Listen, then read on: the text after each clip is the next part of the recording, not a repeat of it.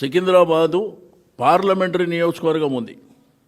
అంబర్పేట కానీ, సికింద్రాబాద్ అసెంబ్లీ కానీ, సనత్ నగర్ కానీ, ఈ వైపున ఖైరతాబాద్ కావచ్చు, జూబ్లీ హిల్స్ కావచ్చు, కార్వాన్ కావచ్చు, మరి అదేవిధంగా హిమాయత్ నగర్లో ఒక డివిజన్ కావచ్చు. దీన్ని ఆ రోజు నిజాం ప్రభుత్వం ఉన్నప్పుడు దీని హిస్టారికల్ బ్యాక్గ్రౌండ్తోని డిఫెన్స్ వాళ్ళ ఆదేశం మేరకు పెట్టినటువంటి పేరు అది.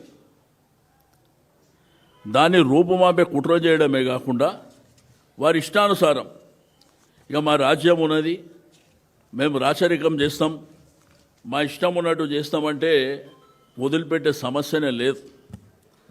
టెంపరవరీగా మీరు ఉంటారు, ఇంకా 3 ఏళ్ళే. 7 ఏళ్ళ కాలంలో కూడా మా ఇష్టానుసారం చేస్తారంటే ఇక్కడ ఎవరు ఊరుకునే పరిస్థితులు లేరు.